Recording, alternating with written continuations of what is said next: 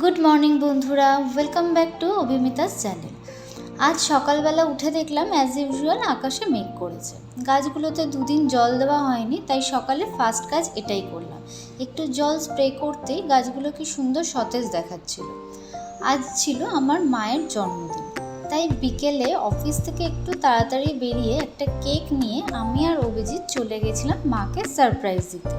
মা আমাদের দেখে খুবই খুশি হয়েছিল।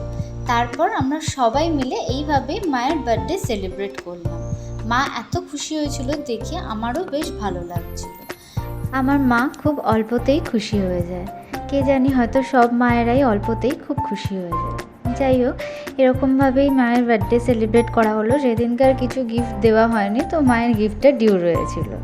তো তারপর সেলিব্রেশনের পর আমি বাড়ি চলে এলাম। বাড়ি এসে দেখি মিশো থেকে একটা পার্সেল এসেছে। খুব রিসেন্টলি যে গাছটা কিনেছিলাম ওটার জন্য একটা পট অর্ডার করেছিলাম, সেটাই এসে গেছে।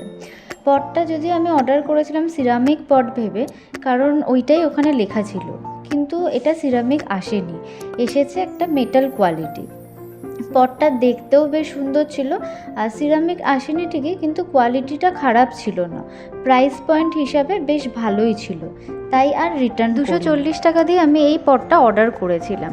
মিশো থেকে একটু খুঁজে অর্ডার দিলে বেশ রিজনেবল প্রাইসে ভালো জিনিসই পাওয়া যায়।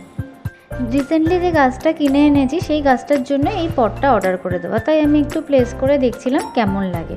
ছুটির দিন দেখে সুন্দরভাবে পটটাতে গাছটা প্লেস করে দেবো। ব্যাস এইভাবেই কাটিয়ে ফেললাম দিনটা।